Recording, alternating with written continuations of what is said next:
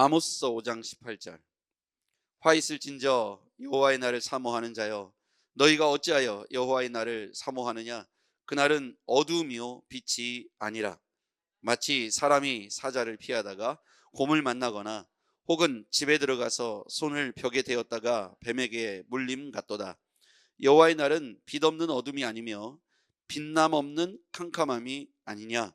내가 너희를 절기들을 미워하여 멸시하며 너희 성회들을 기뻐하지 아니하나니, 너희가 내게 번제나 소제를 드릴지라도 내가 받지 아니할 것이요 너희에게 살진 희생의 화목제도 내가 돌아보지 아니하리라. 내 노랫소리를 내 앞에서 그칠지어다. 내 비파 소리도 내가 듣지 아니하리라. 오직 정의를 물같이 공의를 마르지 않는 강같이 흐르게 할지어다. 이스라엘 족속아, 너희가 40년 동안 광야에서 희생과 소제물을 내게 드렸느냐? 너희가 너희 왕 싯굿과 기은과 너희 우상들과 너희가 너희를 위하여 만든 신들의 별 형상을 지고 가리라. 내가 너희를 다메섹 밖으로 사로잡혀 가게 하리라. 그의 이름이 만군의 하나님이라 불리우는 여호와께서 말씀하셨느니라. 아멘. 할렐루야. 오늘 이 말씀에 여호와의 날이라는 단어가 나옵니다. 18절에 보면요, 화 있을진저 여호와의 날을 사모하는 자여, 너희가 어찌하여 여호와의 날을 사모하느냐? 여호와의 날에다가 동그라미를 쳐보십시오. 여호와의 날을, 여호와의 날이라는 것은 뭐냐면 D-Day, 심판의 날입니다. 그런데 이 여호와의 날이 두 가지의 의미로 갈라지겠죠. 의인들에게는 하나님이 자신들의 고난과 고통을 해방시켜 주시는 축제의 날이 되겠죠. 여호와의 날, 그 날이 속히 오기를 원합니다. 속히 오시옵소서. 신랑 예수 기다리는 자들에게는 하나님을 맞이할 만한, 여호와 하나님을 맞이할 만한 준비가 되어 있는 의인의 백성들, 정의와 공의를 지켜서 하나님 보시기에 칭찬받을 만한 사람들에게는 그 날이 속히 왔으면 좋겠어요. 그렇죠. 그런데 악인들은, 죄인들은요, 지금 그 날이 오면 안 되잖아요. 그 날이 오면 심판의 날이 될 것이니까요. 하나님께 형벌을 받는 날이 될 것이니까 여호와의 날을 맞이하는 두 가지의 태도가 있습니다. 우리 숙제 다 한 사람은 방학이 끝나는 그날이 뭐 두렵지 않습니다.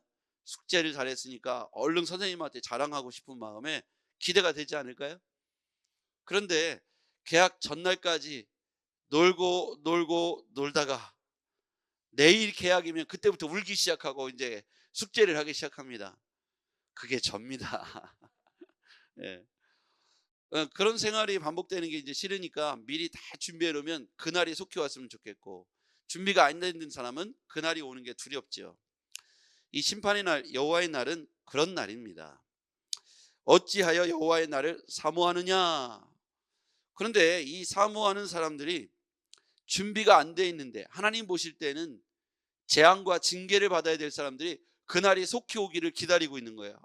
빨리 왔으면 좋겠다. 그 사람들이 특징이 뭐냐면, 우리가 지금 이렇게 잘 먹고 잘 사는 건 우리가 다 하나님께 번제를 열심히 드리고 소제를 열심히 드리고 비파와 수금을 열심히 했으며 화목제물을 열심히 드렸기 때문에 우리가 이렇게 잘 되는 거야. 그러면서 세상의 향락을 즐기는데 너무너무 좋은데, 그러니까 우리가 이렇게 잘 됐으니까 우리를 축복해 주신 하나님이 속히 오셨으면 좋겠다. 그런데 하나님께서 그 일들을 기뻐하지 않는다는 거예요. 여호와의 날을 사모하느냐? 그날은 어둠이요 빛이 아니라. 19절 같이 읽어볼게요. 시작. 마치 사람이 사자를 피하다가 곰을 만나거나 혹은 집에 들어가서 손을 벽에 대었다가 뱀에게 물림 같도다. 이제 마치라는 건 비유죠. 마치 이런 거다. 사자를 피하다가 곰을 만나요. 집에 들어가서 손을 벽에 대었는데 뱀에게 물려요. 그러니까 자기가 기대하는 것이 전혀 아닌 거죠. 사자를 피했으면 이제 좋은 일이 생겨야 되는데 곰을 또 만나는 거예요. 손을 벽에 대는데 뱀에게 물려요. 기대하지 않는 일이죠. 여호와의 날을 축제처럼 기다리는 사람들에게 기대하지 않는 일이 벌어질 수 있다는 거죠. 그날은 너희들에게 빛이라고 생각하는데 어둠일 것이다. 왜 그렇습니까? 21절 내가 너희 절기들을 미워하며 멸시하며 너희 성회들을 기뻐하지 아니하나니. 왜 그렇습니까? 그들이 하나님 앞에 절기를 지켰어요. 당연히 칭찬받아야지죠. 근데 하나님 멸시하겠다는 거예요. 너희 성회들을, 하나님께 성회를 열심히 열었는데 하나님이 기뻐하지 않는다는 거예요. 내가 너희 번제와 내게 번제와 소제를 드릴지라도 내가 받지 아니할 것이고 너희의 살진 희생의 형제도 내가 돌아보지 아니하리라. 내 노랫소리를 내 앞에서 그칠지어다 내 비파 소리도 내가 듣지 아니하리라. 하나님께서 지금 단단히 화가 나셨죠? 그거 왜 그럴까요? 24절 같이 읽어볼게요. 유명한 말씀이죠. 시작. 오직 정의를 물같이 공의를 마르지 않는 강같이 흐르게 할지어다. 하나님이 진짜 기뻐하시는 것은 무엇일까?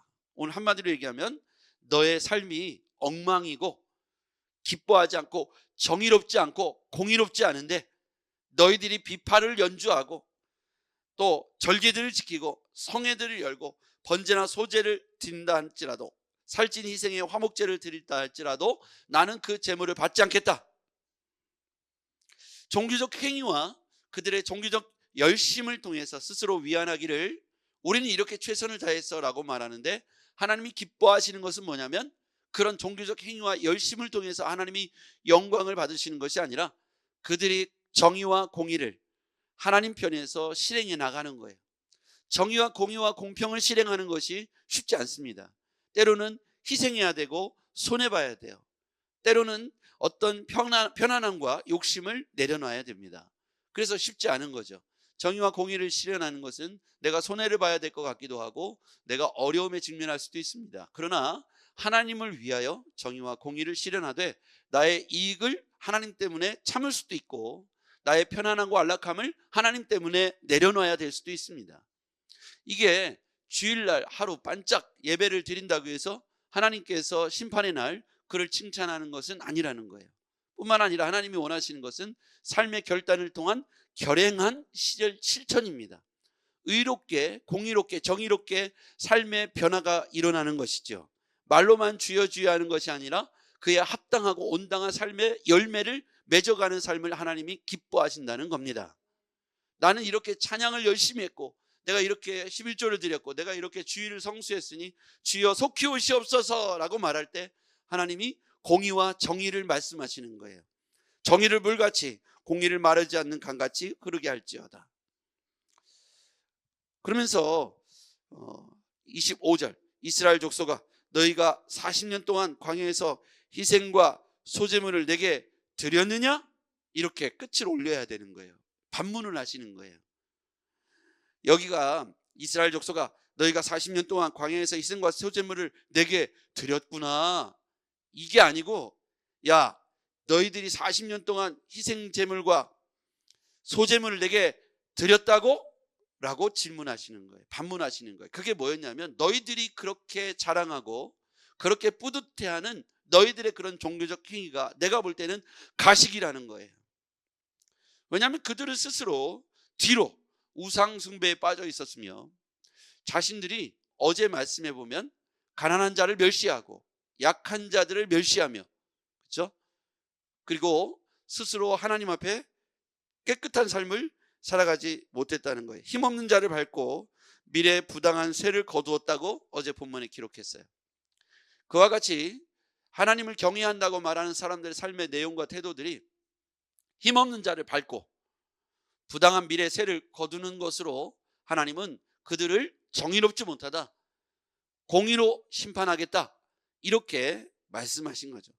40년 광야 동안 희생제물과 소제물을 드렸다는 것으로 자랑하는 그들에게 하나님이 원하시는 것은 정의를 물같이 공의를 마르지 않는 강같이 흐르게 하라고 말씀하고 있습니다.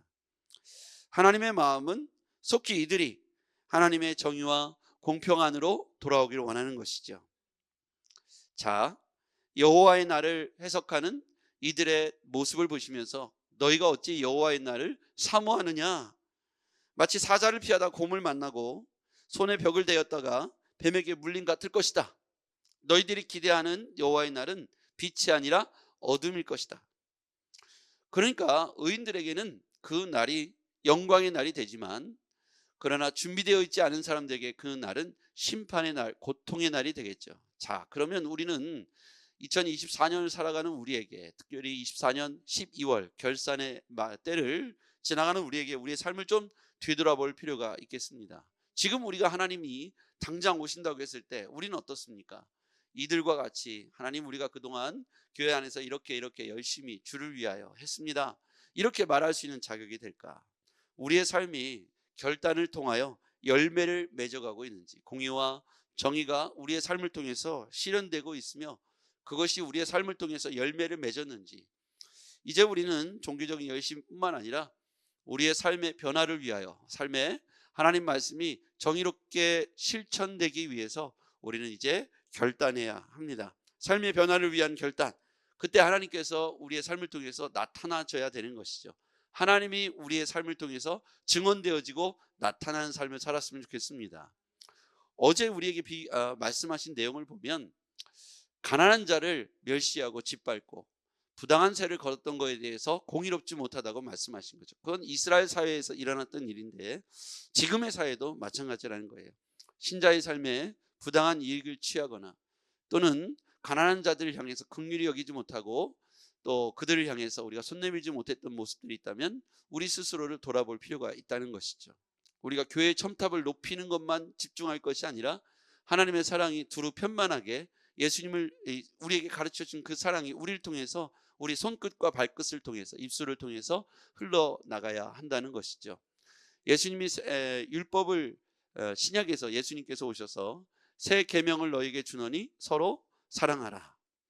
우리는 어쩌면 구약의 말씀과 율법을 두렵고 떨림으로 이루기를 위하여 애썼던 이 구약의 이 이스라엘 민족이 하나님 앞에 공의와 정의가 없음으로 인하여 그날의 심판을 두려워하라고 말씀하고 있는 경고의 메시지처럼 우리 시대에 새 계명을 너에게 주노니 서로 사랑하라. 내가 너희를 사랑한 것 같이 너희도 서로 사랑하라. 너희가 서로 사랑하면 이로써 너희가 내 제자인 줄 알리라.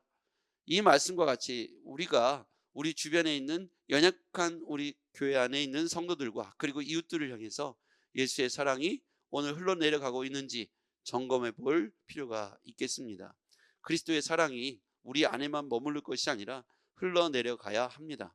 그리스도의 사랑이 우리와 우리 교회를 통해서, 우리 가정을 통해서 흘러내려갔으면 좋겠습니다. 여러분과 저와 우리 교회가 삶의 일부분을 은혜로 흘려보낼 수 있는 것이 무엇일까? 전적인 하나님의 은혜와 도우심으로 오늘날 우리가 이렇게 큰 은혜와 평강을 누리고 축복을 경험했다면 이제 작은 것이라도 흘려보낼 수 있어야 합니다. 기도하겠습니다. 전능하신 아버지 하나님, 오늘 우리 주님께서 말씀하신 이 말씀을 두렵고 떨림으로 받게 하여 주시옵소서. 정의를 물같이, 공의를 마르지 않는 강같이 흘러버리라는 말씀을 기억합니다. 우리가 아무리 번제와 소제를 드린다 할지라도 하나님께서 우리를 기뻐하여 받으시지 않는다는 말씀을 기억합니다.